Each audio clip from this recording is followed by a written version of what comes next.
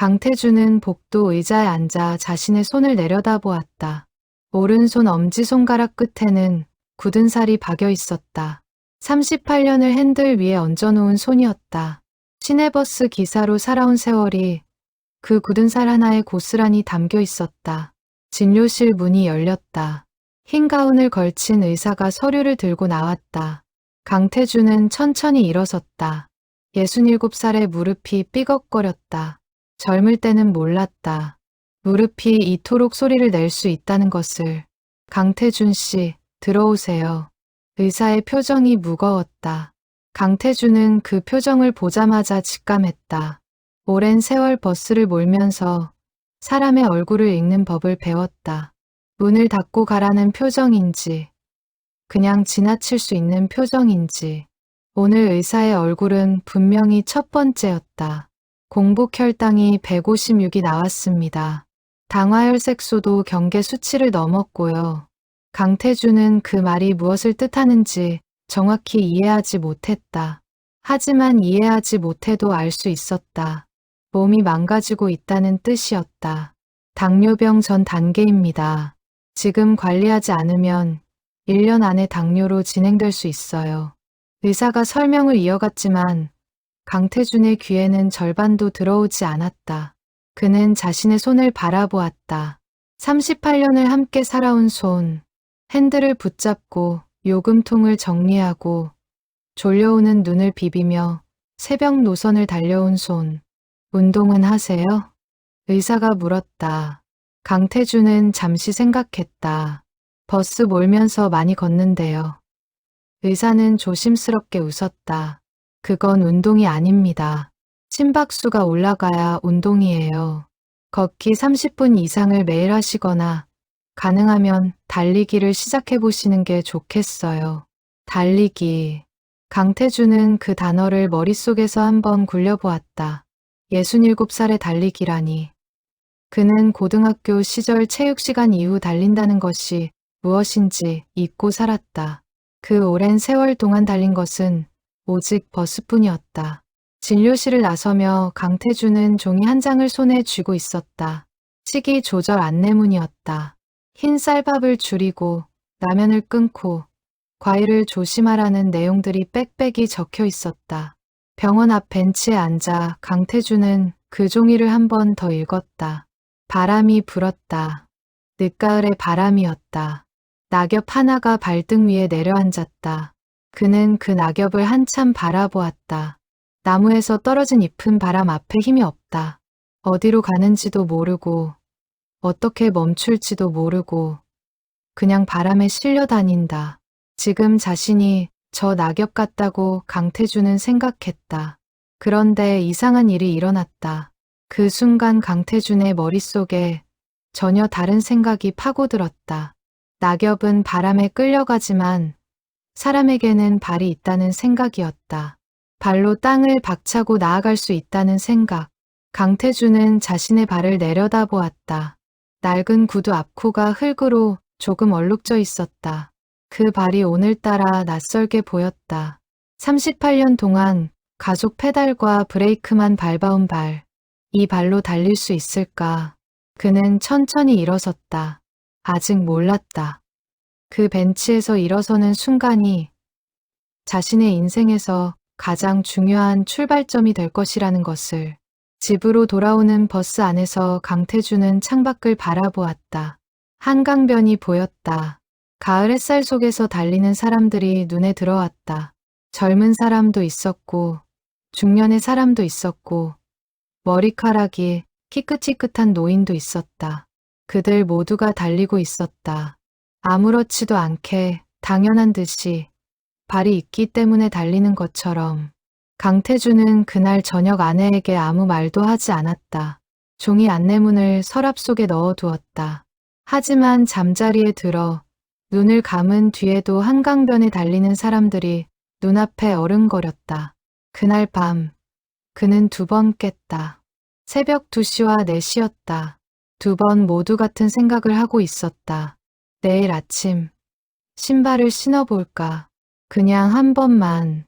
새벽 5시 강태주는 이부자리를 걷어내고 자리에서 일어났다. 37년의 새벽 출근 버릇이 그를 깨운 것인지 아니면 다른 무언가가 그를 일으킨 것인지 알 수 없었다. 신발장 앞에 서서 그는 잠시 멈추었다. 오래된 운동화가 보였다. 새해 전 딸이 사준 것이었다. 한 번도 제대로 신어본 적이 없었다. 강태주는 그 운동화를 꺼냈다. 아직 밑창이 새 것 같았다. 그는 천천히 끈을 묶었다. 주름진 손이 운동화 끈을 한 번, 두 번 교차시켰다. 작은 매듭 하나가 완성되었다. 그는 문을 열고 밖으로 나섰다. 새벽 공기가 차가웠다. 코끝이 찡했다. 아파트 단지 앞 인도가 조용했다. 가로등이 길을 밝히고 있었다. 강태주는 인도 위에 서서 잠시 호흡을 가다듬었다. 그리고 걷기 시작했다. 처음에는 걷는 것이었다. 그러다 조금 빠르게 걸었다. 그러다 어느 순간 발이 저절로 땅을 더 세게 밀어냈다. 심장이 빨라졌다. 강태주는 달리고 있었다. 한 블록을 다 달리지도 못했다. 숨이 차서 멈추었다. 옆구리가 찌릿했다. 무릎도 아팠다. 38년 버스 인생이 만들어낸 아이러니였다. 하루 종일 앉아서 일하는 직업이 이토록 달리지 못하는 몸을 만들었다.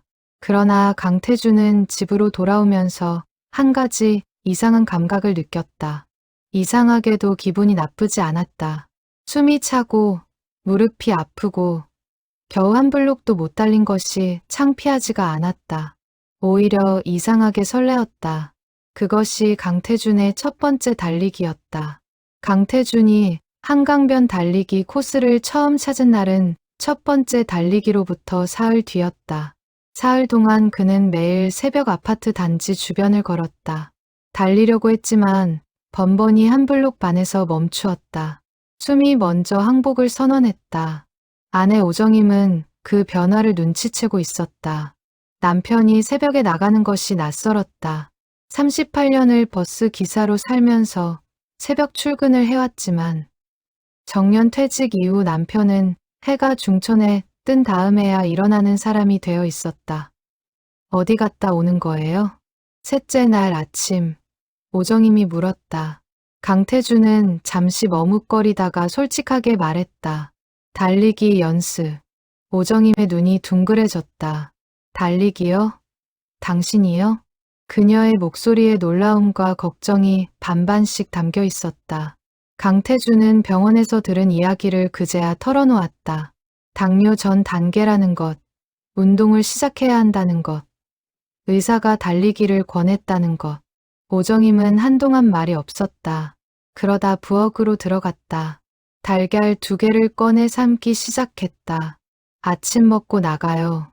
그것이 아내가 보내는 허락의 방식이었다. 강태준이 한강변 코스를 찾아낸 것은 아파트 입구 게시판 덕분이었다. 지역생활 안내문 옆에 붙어있던 시니어 건강 걷기 대회 포스터에 한강변 코스 약도가 실려 있었다. 그것을 보고 지하철을 타고 한강공원까지 나갔다. 강을 처음 제대로 바라본 것이 얼마만인지 기억도 나지 않았다. 38년을 버스 노선 위에서 살았다. 정해진 길만 반복해서 달렸다. 그 안에서 강을 볼 일은 없었다. 한강은 그 아침에도 묵묵히 흐르고 있었다. 넓고 느리고 흔들리지 않았다. 강태주는 잠시 강을 바라보다가 운동화 끈을 다시 한번 확인했다. 그리고 달리기 시작했다. 처음 5분은 버텼다. 숨이 거칠어졌지만 버텼다. 6분째에 가슴이 타는 것 같았다. 7분째에 걸음이 멈추었다. 강태주는 강변 벤치에 앉아 숨을 골랐다. 옆으로 조깅하던 60대로 보이는 남자가 잠깐 멈추었다. 처음이세요? 강태주는 고개를 끄덕였다. 그 남자는 웃었다. 저도 그랬어요. 처음에는 3분도 못 달렸거든요. 지금은 매일 1시간씩 달려요. 그 남자는 인사를 하고 다시 달리기 시작했다. 강태주는 그 뒷모습을 한참 바라보았다. 가볍고 리드미컬하고 발이 땅에 거의 닿지 않는 것처럼 보였다. 저렇게 달릴 수 있는 날이 올까? 그는 다시 일어섰다. 이번에는 걸었다. 달리려고 하지 않고 그냥 걸었다. 한강변을 따라 20분을 걸었다. 그리고 돌아오는 길에 잠깐 달렸다. 2분쯤 달리다 다시 걸었다. 집으로 돌아오는 지하철 안에서 강태준은 휴대폰을 꺼냈다. 아들이 설치해준 건강 앱이 있었다. 그 앱을 처음으로 열었다. 오늘 걸음수 6245. 달린 거리 0.8km. 겨우 0.8km였다. 42km를 달리는 풀코스 마라톤이 있다는 것을 강태준은 알고 있었다. 텔레비전에서 본 적이 있었다. 수만 명의 사람들이 서울 거리를 달리는 장면. 그 중에 머리카락이 하얀 노인도 있었다. 0.8km에서 42km. 그 사이의 거리는 너무 멀었다. 그러나 강태준은 그날 저녁 다음 날 새벽 알람을 맞추었다. 오전 5시 30분. 이틀 뒤 강태준은 동네 체육관에 갔다. 아파트 단지 관리소에서 무료로 운영하는 시니어 운동 프로그램이 있다는 것을 안내문으로 알게 되었다. 월수금 오전 9시. 대상은 60세 이상 주민이었다. 체육관 문을 열자 열두어 명의 어르신들이 스트레칭을 하고 있었다. 강태준보다 나이가 많아 보이는 분들도 있었다. 강사는 40대 초반으로 보이는 여성이었다. 처음 오셨어요? 잘 오셨습니다. 저는 이서연이라고 해요. 이서연은 밝게 웃으며 강태준을 맞이했다. 강태준은 어색하게 자리를 잡고 앉았다. 옆에는 70대로 보이는 여성이 앉아 있었다. 그녀가 먼저 말을 건넸다. 처음이시죠? 저도 처음엔 무릎 때문에 걱정했는데 여기서 운동하고 나서 훨씬 나아졌어요. 선생님이 잘 알려주세요. 강태준은 그 말이 위로가 되었다.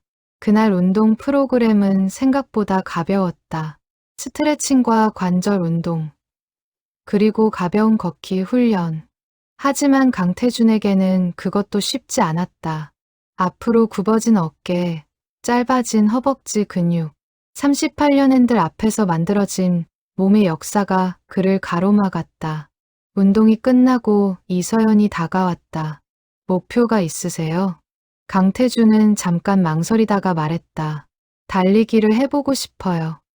지금은 잘 못 달리는데. 이서연이 눈을 빛냈다. 마라톤이요? 강태준은 고개를 저었다. 그냥 달리고 싶어요. 조금이라도. 이서연은 잠시 생각하더니 말했다. 6개월이면 10km 달릴 수 있어요. 몸이 생각보다 빠르게 적응하거든요. 하지만 무릎이 먼저예요. 오늘부터 계단 오르내리기 운동부터 시작해봐요.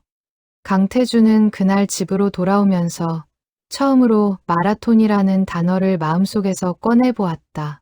풀코스 마라톤. 42.195km. 터무니없는 꿈이라고 생각했다. 그러나 이상하게도 그 꿈이 마음에서 내려가지 않았다. 강태준이 달리기를 시작한 지 2달이 지났다. 0.8km에서 시작했던 달리기 거리는 어느새 3km를 넘어서 있었다. 기적 같은 속도로 늘어난 것은 아니었다. 하루하루 0.2km씩. 어떤 날은 제자리였고, 어떤 날은 오히려 줄기도 했다.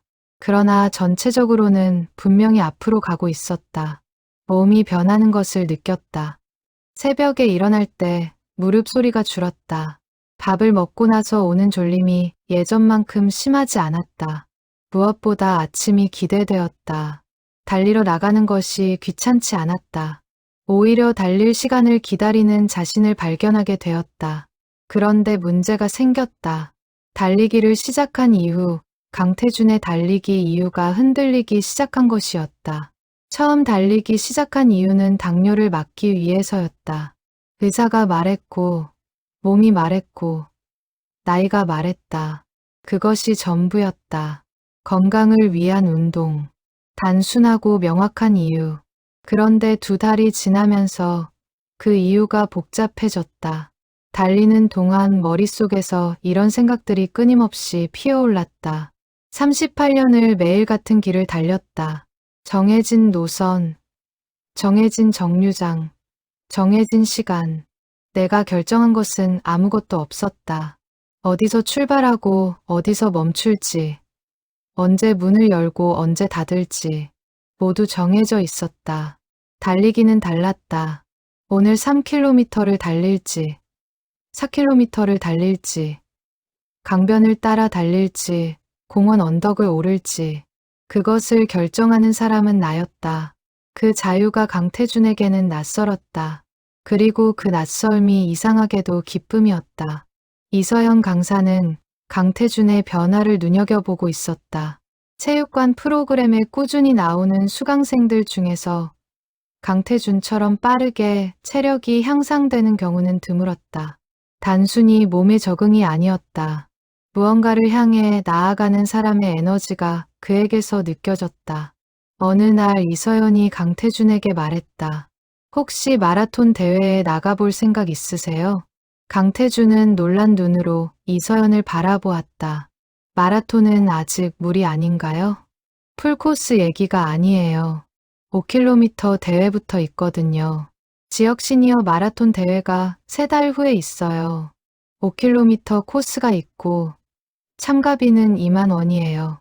5km. 강태준은 가만히 생각했다. 지금 3km를 달리고 있으니 3달이면 충분히 가능할 거리였다. 생각해 볼게요. 그 말을 하고 집으로 돌아오면서 강태준은 인터넷 검색을 했다. 마라톤 대회 일정, 시니어 마라톤, 60대 마라톤 완주. 검색 결과에 놀라운 영상들이 나왔다. 70대, 심지어 80대의 노인들이 마라톤을 완주하는 영상들. 하얗게 센 머리카락, 주름진 얼굴. 그러나 결승선을 넘어서는 순간 두 팔을 번쩍 들어 올리는 그 표정.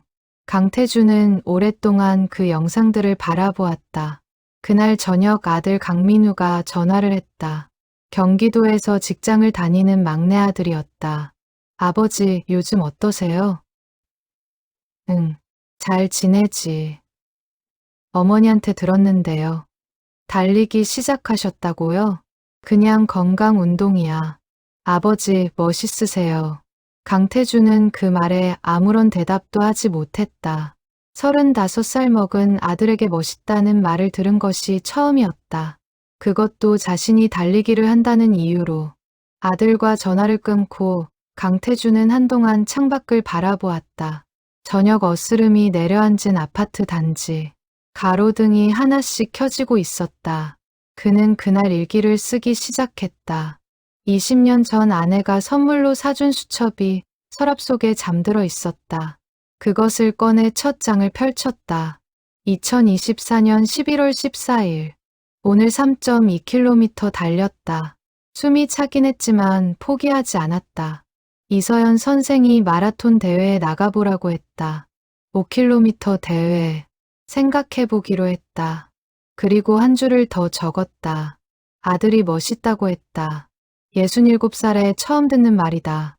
강태준은 수첩을 덮었다. 창밖의 가로등 불빛이 흔들렸다.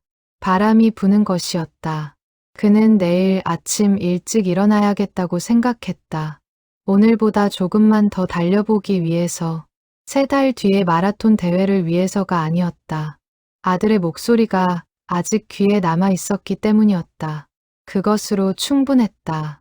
첫 번째 대회 등록을 마치고 2주가 지났을 때 강태준의 왼쪽 무릎이 무너졌다. 갑작스럽게 찾아온 통증이 아니었다. 며칠 전부터 달리고 나면 무릎 안쪽이 욕심거렸다. 그것을 무시했다. 무시한 대가는 컸다. 어느 아침 한강변을 달리다가 갑자기 왼쪽 무릎에 날카로운 통증이 왔다. 강태준은 그 자리에서 멈출 수밖에 없었다. 달리는 것이 아니라 걷는 것도 힘들었다. 강변 벤치에 앉아 무릎을 감싸 쥐고 한참을 있었다. 옆에서 달리던 사람이 멈추었다. 1달 전 처음 한강변에 왔을 때 말을 건넸던 그 남자였다. 이름을 알고 보니 박성철이었다. 63살, 퇴직한 우체국 직원이었다. 많이 아파요? 무릎이에요? 네, 갑자기 이렇게 됐어요. 박성철이 무릎을 살펴보았다. 무리했네요. 처음 달리기 시작할 때 이런 경우가 많아요. 달리기 좋아지기 시작하면 욕심이 생기거든요. 얼마나 달렸어요, 오늘? 5km쯤 달리려고 했는데. 5km? 언제 시작했어요? 2달 좀 넘었어요. 박성철이 작게 웃었다. 2달에 5km는 너무 빨라요. 무릎이 아직 준비가 안 됐을 거예요. 강태준은 병원에 갔다. 무릎 인대 염증이었다. 의사는 2주 달리기 금지를 선언했다. 그 2주가 강태준에게 생각보다 훨씬 힘든 시간이었다. 달리지 못하는 것이 이렇게 힘들 것이라고 생각하지 못했다. 2달 전만 해도 달리기 따위는 생각해 본 적도 없었다. 그런데 그것이 막히자 이상하게 마음이 공허해졌다. 아내 오정임이 그것을 눈치챘다. 밥은 먹어요. 먹고 있는 거 보면 속상한 것도 조금 나아지더라고. 아내의 방식은 언제나 밥이었다. 강태준은 차려준 밥을 먹었다. 쌀밥 대신 현미밥이었다. 당뇨 관리를 위해 아내가 몇 주 전부터 바꿔놓은 것이었다. 처음에는 맛이 없다고 했다. 지금은 익숙해졌다. 이서영 강사가 체육관에 강태준의 얼굴이 보이지 않자 연락을 해왔다. 무릎 때문에 못 나오시는 거 들었어요. 지금 어떠세요? 조금 나아지고 있어요. 수영해 보셨어요? 무릎에 부담이 없거든요. 동네 수영장에 오전 시니어 반이 있을 거예요. 강태준은 수영장에 다녀온 적이 거의 없었다.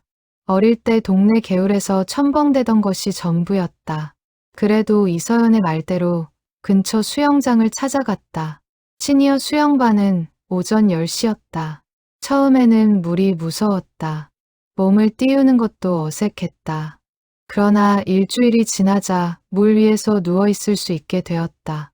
2주일이 지나자 25m를 헤엄칠 수 있게 되었다. 무릎 염증이 가라앉았다. 2주의 달리기 금지가 끝나는 날 이서연이 주의사항을 알려주었다. 이제부터는 달리고 나서 반드시 무릎 스트레칭 10분이에요. 통증이 조금이라도 있으면 바로 걷기로 전환하고요. 거리를 늘릴 때는 일주일에 10% 이상 늘리지 마세요. 강태준은 그 말들을 수첩에 적었다. 박성철도 그 즈음부터 강태준의 달리기 파트너가 되었다. 한강변에서 자연스럽게 이어진 인연이었다. 박성철은 3년째 달리기를 하고 있었고 풀코스 마라톤을 2번 완주한 경험이 있었다. 처음 풀코스 때 30km에서 다리가 돌덩이처럼 굳었어요. 그래도 완주했어요. 어떻게요? 그냥 걸었어요. 달리지 않고. 걸어도 완주는 완주거든요. 그 말이 강태준에게 무언가를 열어주었다. 달리지 않아도 된다. 걸어도 된다. 완주만 하면 된다. 5km 대회가 한 달 앞으로 다가왔을 때 강태준은 처음으로 5km를 완주했다. 달린 것은 3km였고 나머지 2km는 걸었다. 그러나 멈추지 않았다. 5km를 처음부터 끝까지 통과했다. 집으로 돌아오는 길에 강태준은 수첩을 꺼냈다. 오늘 5km 통과, 달리기 3km, 걷기 2km, 무릎 통증 없음. 박성철 씨가 수고했다고 악수를 해주었다. 그리고 한 줄을 더 적었다. 걸어도 앞으로 가는 것은 앞으로 가는 것이다. 지역 시니어 마라톤 대회는 토요일 오전 8시에 시작되었다. 강태준은 전날 밤 거의 잠을 이루지 못했다. 대회가 걱정된다기보다 이상한 흥분 때문이었다. 무언가 특별한 일이 내일 일어날 것 같은 느낌. 그 느낌이 잠을 가져갔다. 아내 오정임이 새벽 5시에 일어났다. 부엌에서 소리가 났다. 강태준이 가보니 아내가 도시락을 싸고 있었다. 경기 끝나고 먹어요. 허기지면 안 되니까. 강태준은 아무 말도 하지 않았다. 아내의 손이 움직이는 것을 한참 바라보았다. 38년을 함께 살면서 도시락을 싸는 아내의 손은 언제나 같은 속도로, 같은 솜씨로 움직였다. 같이 가요? 강태준이 처음으로 물었다. 오정임이 잠시 손을 멈추었다. 내가 있으면 부담되잖아요. 아니, 있어줬으면 해요. 두 사람 사이에 잠시 정적이 흘렀다. 그럼 나도 같이 가야겠네. 대회 출발 장소에는 이미 수백 명의 참가자들이 모여 있었다. 5km 코스 참가자 중에 시니어들이 적지 않았다. 60대, 70대, 심지어 80대로 보이는 분들도 있었다. 강태준은 그 광경에 마음이 조금 안정되었다. 자신만 유독 늦게 시작한 것이 아니었다. 박성철도 왔다. 10km 코스에 나가는 그가 강태준을 찾아왔다. 긴장되죠? 많이요. 첫 대회는 다 그래요. 완주만 하면 돼요. 시간은 상관없어요. 이서영 강사도 보였다. 그녀는 강태준을 발견하고 달려왔다. 오셨어요. 멋있으세요. 강태준은 어색하게 웃었다. 출발선이 열렸다. 총성이 울리지는 않았다. 그냥 방송이 나왔고 삐소리가 났고 사람들이 달리기 시작했다. 강태준도 달리기 시작했다. 처음 500m는 흥분 때문에 너무 빠르게 달렸다. 주변 사람들을 따라가려는 본능이 작동했다. 이서연이 경고했던 것이 생각났다. 처음에 페이스 조절 못하면 나중에 쓰러진다. 강태준은 속도를 줄였다. 1km를 통과했다. 숨이 약간 가빠졌지만 괜찮은 범위였다. 무릎도 아직 신호를 보내지 않았다. 2km. 코스를 따라 가로수 길이 이어졌다. 가을이 지나 이미 잎이 진 나무들이었다. 맨 가지들이 하늘을 향해 뻗어 있었다. 강태준은 달리면서 그 나무들을 바라보았다. 잎이 없어도 나무는 나무였다. 서 있었다. 뿌리를 내리고 서 있었다. 3km. 여기서부터 강태준은 매 달리기마다 이 구간이 어렵다는 것을 알고 있었다. 몸이 달리기 싫다는 신호를 보내기 시작하는 지점. 오늘도 마찬가지였다. 다리가 무거워졌다. 호흡이 거칠어졌다. 강태준은 수첩에 적어두었던 말을 떠올렸다. 걸어도 앞으로 가는 것은 앞으로 가는 것이다. 걷지 않았다. 달리기를 유지했다. 다만 속도를 조금 더 줄였다. 아주 천천히, 거의 걷는 것 같은 달리기. 그러나 달리기였다. 4km. 저 멀리 결승선 아치가 보이기 시작했다. 강태준은 그것을 바라보면서 눈이 뜨거워졌다. 눈물이 나는 것인지, 땀이 눈으로 흘러드는 것인지 알 수 없었다. 결승선 옆에서 오정임이 보였다. 아내가 손을 흔들고 있었다. 강태준을 발견한 순간이었다. 아내의 얼굴이 기쁨으로 피어올랐다. 강태준은 마지막 500m에서 처음으로 오늘 가장 빠른 속도로 달렸다. 결승선을 넘었다. 멈추었다. 숨을 헐떡였다. 온몸이 땀에 젖어 있었다. 무릎은 아팠지만 부서지지 않았다. 오정임이 달려왔다. 아무 말도 없이 수건을 내밀었다. 강태준은 그 수건으로 얼굴을 닦았다. 그 순간 눈물인지 땀인지 모를 것이 수건에 배어들었다. 기록은 38분 42초였다. 초라한 기록이었다. 그러나 강태준에게는 그 38분 42초가 인생에서 가장 무거운 숫자였다. 이서연이 달려와 안아주었다. 완주 축하드려요. 박성철이 엄지를 치켜 세웠다. 강태준은 결승선 너머를 돌아보았다. 아직도 달려오는 사람들이 있었다. 가장 뒤에서 천천히, 그러나 포기하지 않고 달려오는 사람들. 그는 그 사람들을 향해 손을 흔들었다.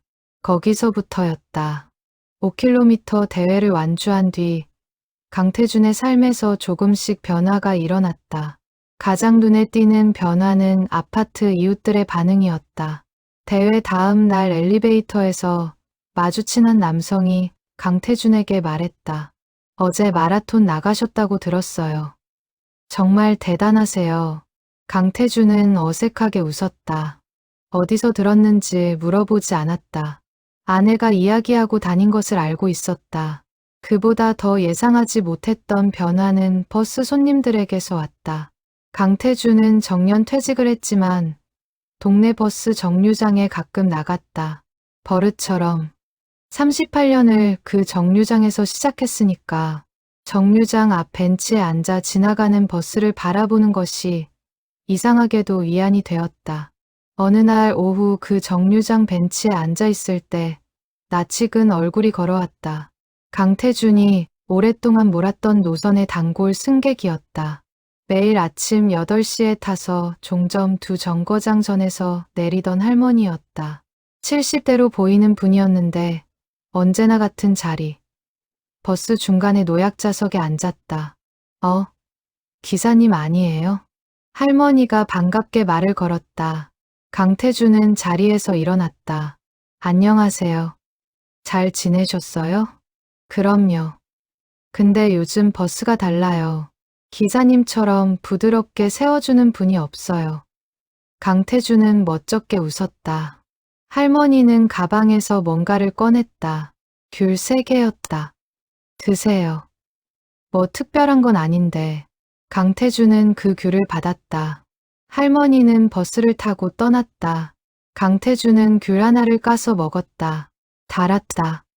그 일이 있은 뒤부터 강태준은 정류장에 더 자주 나갔다. 예전 노선 손님들이 가끔 지나쳤다. 대부분 그를 알아보았다. 짧은 인사가 오갔다. 서로의 근황을 물었다. 그리고 어느 날 그들에게서 강태준이 마라톤 대회에 나갔다는 이야기가 나왔다. 아내가 퍼뜨린 이야기가 이웃을 거쳐 그 손님들에게까지 돌아온 것이었다. 기사님, 마라톤 하세요? 어떻게 알았어요? 동네 소문이에요. 대단하시다. 다들 그래요. 강태준은 민망했다. 5km를 38분에 걷다시피 달린 것을 대단하다니. 그냥 건강 운동이에요. 그래도 시작하신 게 대단한 거예요. 저도 운동해야 하는데 시작을 못하고 있거든요. 그 손님의 말이 강태준의 마음에 오래 남았다. 시작을 못하고 있다는 말. 강태준도 불과 몇 달 전까지 그런 사람이었다. 이서연이 그 이야기를 듣고 말했다. 좋은 영향을 주고 계시는 거예요. 선생님은 아무것도 안 하셨는데 주변이 달라지는 거잖아요. 강태준은 그 말의 의미를 천천히 되새겼다. 10km 대회 준비를 시작한 것은 5km 완주 후 한 달이 지나서였다. 박성철이 권했다. 5km 했으면 10km 해야죠. 내년 봄에 있어요. 반년 준비하면 충분해요. 강태준은 동의했다. 그러나 10km보다 더 멀리 있는 목표가 그때부터 마음 한켠에서 조금씩 모습을 드러내기 시작했다. 42km, 풀코스 마라톤. 그 목표를 아직 아무에게도 말하지 않았다. 너무 터무니없이 느껴졌기 때문이었다. 5km를 38분에 완주한 사람이 42km를 말하는 것이. 그러나 그 목표는 마음속에서 사라지지 않았다. 매일 아침 운동화를 신을 때마다 그 숫자가 떠올랐다. 달리면서 강태준은 자신이 버스 기사로 살았던 38년을 자주 생각했다. 매일 같은 노선을 달리면서 수십만 명의 사람들을 태웠다 내렸다. 그들 중에 몇 명이나 자신을 기억할까.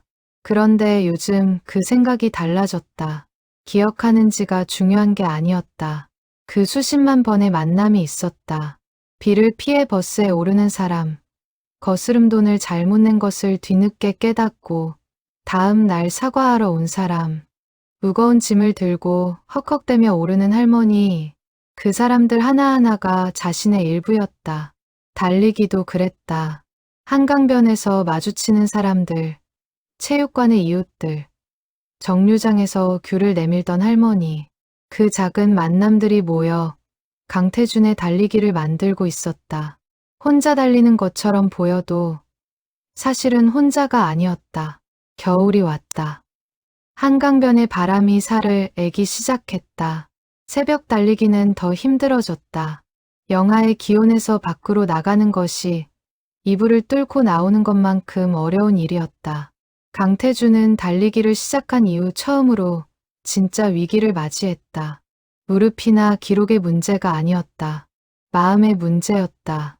10km 대회를 5달 앞두고 달리기가 갑자기 의미 없게 느껴지는 시간이 왔다. 어느 새벽 이불 속에서 강태주는 생각했다. 내가 지금 왜 달리고 있는 걸까? 당뇨, 수치는 많이 좋아졌다. 의사도 만족스럽다고 했다. 굳이 매일 새벽 추위 속에 나갈 이유가 있을까? 그날 강태주는 처음으로 달리기를 빠졌다. 이불을 다시 덮었다. 오전 8시까지 잠을 잤다. 일어나자 마음이 기묘했다. 편하기도 했고 무겁기도 했다. 다음 날도 나가지 않았다. 사흘째 되던 날 오정임이 아침을 차리면서 말했다. 요즘 안 나가네요. 추워서요. 추운 건 알겠는데 아내는 더 말하지 않았다. 그 침묵이 말보다 더 많은 것을 담고 있었다. 나흘째 아침 박성철에게서 문자가 왔다. 오늘 한강변 나오세요? 저 혼자 달리기 심심해요. 강태주는 문자를 보고 잠시 멈추었다가 답장을 보냈다. 오늘은 힘들 것 같아요. 박성철의 답장이 왔다. 알겠어요. 다음에 봐요. 그 답장이 왜인지 강태준의 가슴을 찌르는 것 같았다. 닷새째 아침, 강태준은 새벽 5시 30분에 눈이 떠졌다. 알람을 맞추지 않았는데 몸이 스스로 깨어났다. 37년 버스 기사 생활이 만든 새벽 몸시계였다. 그는 잠시 천장을 바라보았다. 그러다 이불을 걷어냈다. 운동화를 꺼냈다. 끈을 묶었다.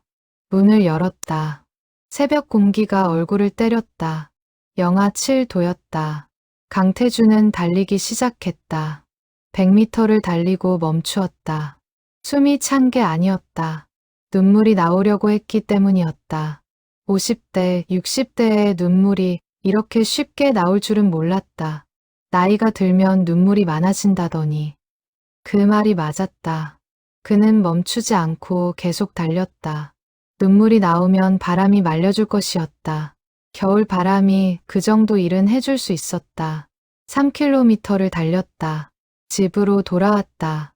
수첩을 꺼냈다. 적었다. 닷새 만에 다시 달렸다. 이유를 모르겠어서 멈추었다가 이유가 없어도 되겠다 싶어서 다시 달렸다. 달리는 이유는 달리면서 만들면 되는 것 같다. 그 겨울 강태주는 중요한 것을 배웠다. 동기가 사라지는 것은 실패가 아니라는 것. 동기가 사라졌을 때 그래도 나가는 것이 진짜 훈련이라는 것. 10달 뒤 박성철이 신중한 표정으로 강태준에게 물었다. 혹시 풀코스 생각해 본 적 있어요? 강태준은 잠시 박성철을 바라보았다. 그리고 말했다. 사실 계속 생각하고 있었어요. 박성철이 천천히 고개를 끄덕였다.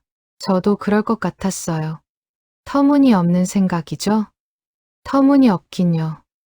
10km 완주한 사람이 풀코스 못할 이유 없어요. 2년 목표로 잡으면 돼요. 강태준은 그날 저녁 수첩을 열었다. 새 페이지를 폈다. 목표 풀코스 마라톤 완주. 기한 2년. 그것을 적고 나서야 비로소 그것이 꿈이 아니라 목표가 되었다. 풀코스 마라톤 도전을 선언하고 1년 반이 지났다. 강태준은 12달 전에 10km를 1시간 12분에 완주했고 6달 전에는 하프 마라톤인 21km를 완주했다. 하프 완주 기록은 2시간 38분이었다. 동나이대 참가자 중에서 중간 정도의 기록이었다. 그리고 이제 풀코스를 넉 달 앞두고 강태준은 처음으로 30km 장거리 훈련에 나섰다. 새벽 5시 한강변. 박성철이 함께했다. 30km는 달리기가 아니에요. 달리는 것 같은 걷기예요. 박성철이 미리 경고를 해두었다. 마지막 10km는 다리가 별개의 생명체가 돼요. 내 말을 안 들어요. 강태주는 그 말의 의미를 15km쯤에서 처음으로 이해하기 시작했다. 20km에서는 완전히 이해했다. 25km에서는 그 말이 과장이 아니었음을 몸으로 확인했다. 허벅지가 무거워졌다. 발바닥이 얼얼했다. 무릎이 조심스럽게 신호를 보내왔다. 아직 멈출 정도는 아니지만 더 무리하면 멈추게 될 거라는 경고였다. 27km에서 강태주는 걷기로 전환했다. 달리다가 걷는 것이 자존심이 허락하지 않는 일이 된 것은 언제부터인지 몰랐다. 그러나 이서연의 말이 떠올랐다. 통증이 오면 바로 걷기로 전환하라. 완주가 목표다. 걸었다. 빠르게 걷지도 않았다. 그냥 꾸준히 걸었다. 30km 표시가 보이는 지점까지. 30km를 통과하고 멈추었다. 강태주는 그 자리에 서서 한강을 바라보았다. 강이 아침 햇살을 받아 반짝이고 있었다. 새들이 수면 위를 날았다. 잘했어요. 박성철이 말했다. 강태주는 대답하지 않았다. 뭔가 목에 걸리는 것이 있었다. 삼켜야 했다. 30km는 했어요. 이제 12km만 더 하면 돼요. 12km. 불과 몇 달 전만 해도 12km는 하루 훈련의 최대 거리였다. 그런데 지금은 30km를 달리고 나서 12km가 남았다. 집으로 돌아오는 길에 강태주는 온몸이 쑤셨다. 젊은 날의 몸살 같은 것이었다. 그러나 기분은 이상하게도 좋았다. 아니, 좋다는 표현이 정확하지 않았다. 충만했다.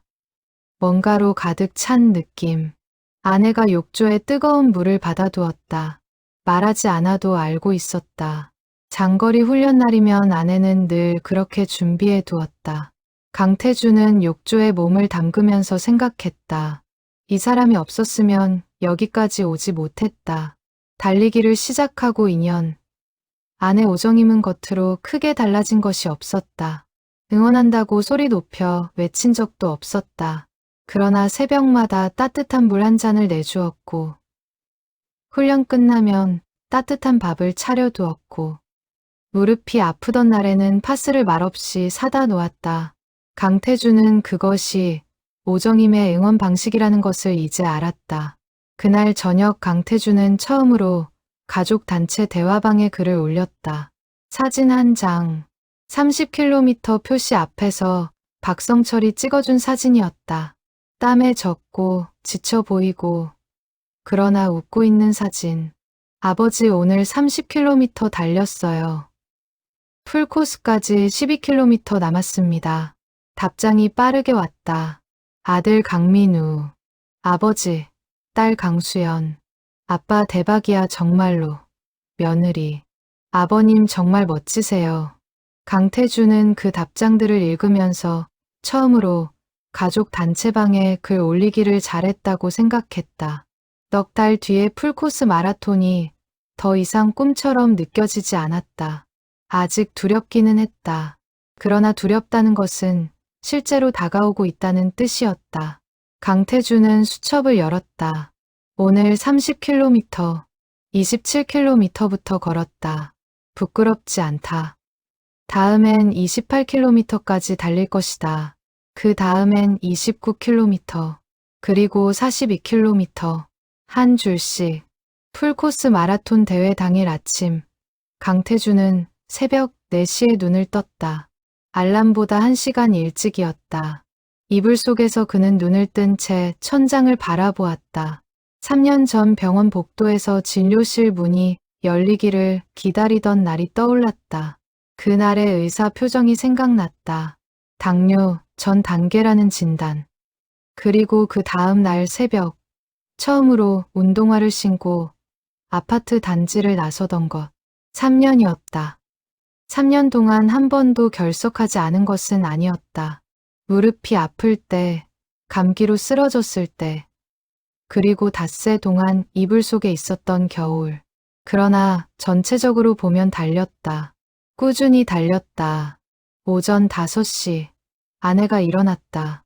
부엌에서 소리가 났다. 강태준이 나갔다. 오정임이 미역국을 끓이고 있었다. 미역국이에요? 힘을 써야 하니까. 강태준은 웃었다. 미역국이 생일 음식인지, 특별한 날의 음식인지, 아내에게는 오늘이 그런 날인 것이었다. 대회장에는 이미 수천 명의 참가자가 모여 있었다. 시니어 코스 참가자들은 별도 구역에 집결해 있었다. 60세 이상 참가자만 해도 수백 명이었다. 강태준은 그 속에 섞였다. 자신과 비슷한 나이, 비슷한 표정의 사람들. 박성철이 옆에 있었다. 이서연도 응원하러 왔다. 그리고 오정임, 강민우, 강수연, 가족 3명이 함께 왔다. 강민우가 강태준의 어깨를 잡았다. 아버지, 잘하실 거예요. 뭘 잘해. 그냥 완주하면 돼. 그게 잘하는 거잖아요. 출발선. 강태준은 발 아래에 땅을 한번 밟았다. 운동화 밑창이 아스팔트와 맞닿는 감각. 3년 동안 수천 번 느껴온 감각이었다. 그러나 오늘은 달랐다. 출발 신호가 울렸다. 강태준은 달리기 시작했다. 처음 10km는 훈련한 대로였다. 페이스를 지키면서 호흡을 가다듬으면서 주변 사람들의 속도에 흔들리지 않으면서 박성철이 옆에서 달렸다. 어때요? 괜찮아요. 두 사람은 나란히 달렸다. 말이 많지 않았다. 달리는 것이 대화였다. 20km. 하프를 통과했다. 강태준은 시계를 보지 않았다. 기록이 중요한 게 아니었다. 완주가 목표였다. 25km. 다리가 무거워지기 시작했다. 30km 훈련에서 경험한 그 감각이었다. 강태준은 그 감각을 알고 있었다. 이미 한번 통과한 감각이었다. 두렵지 않았다. 30km를 넘어섰다. 훈련에서 마지막으로 멈추었던 지점이었다. 오늘은 멈추지 않았다. 다리가 아팠지만 달렸다. 걷는 것처럼 느린 달리기였지만 달리기였다. 35km. 강태준의 머릿속이 비어졌다. 생각이 없어졌다. 오직 발이 앞으로 나아가는 것만 있었다. 왼발, 오른발, 왼발, 오른발. 그 순간 강태준은 이상한 것을 느꼈다. 38년 동안 버스를 몰면서 느꼈던 것과 비슷한 감각이었다. 정해진 노선 위에서 핸들을 잡고 앞만 보며 달리던 그 감각. 그러나 지금은 달랐다. 오늘 이 길은 내가 선택한 길이었다. 38km. 저 멀리 코스를 따라 응원 인파가 보이기 시작했다. 도로 양 옆으로 사람들이 서 있었다. 손을 흔들고 박수를 치고 소리를 지르고 있었다. 40km. 강태준의 다리는 이제 그의 말을 듣지 않았다. 박성철이 말했던 그대로였다. 다리가 별개의 생명체가 된 것 같았다. 그러나 그 생명체는 멈추지 않았다. 앞으로 나아갔다. 41km. 결승선 아치가 보였다. 강태준의 눈이 뜨거워졌다. 눈물이 터질 것 같았다. 참았다. 결승선을 먼저 넘고 나서 울기로 했다. 응원 인파 속에서 목소리들이 들렸다. 태준 씨 파이팅. 오정임의 목소리였다. 그 옆에서 강민우가 손을 흔들고 있었다. 강수연이 스마트폰으로 영상을 찍고 있었다. 이서연이 두 손을 모아 기도하는 것처럼 서 있었다. 그리고 그보다 더 뒤, 정류장 할머니가 보였다. 귤을 내밀던 그 할머니였다. 박성철이 연락했던 것이었다. 그 옆에는 체육관에서 만났던 이웃들이 서 있었다. 강태준은 마지막 힘을 모았다. 결승선을 넘었다. 멈추었다. 두 발이 땅에 붙었다. 세상이 잠시 정지하는 것 같았다. 그리고 눈물이 왔다. 결승선을 넘고 강태준은 한동안 서 있을 수가 없었다. 무릎이 떨렸다.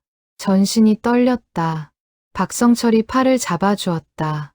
두 사람은 천천히 걸으면서 몸을 식혔다. 기록은 5시간 41분이었다. 시니어 부문에서 중하위권이었다. 그러나 강태준에게 그 숫자는 단순한 숫자가 아니었다. 3년의 숫자였다. 오정임이 달려왔다. 역시나 수건을 내밀었다. 강태준은 그것을 받아 얼굴에 묻었다. 이번에는 눈물인지 땀인지 구분하려고 하지 않았다. 그냥 수건에 다 묻혔다. 수고했어요. 아내의 목소리가 낮고 담담했다. 그것이 오정임의 방식이었다.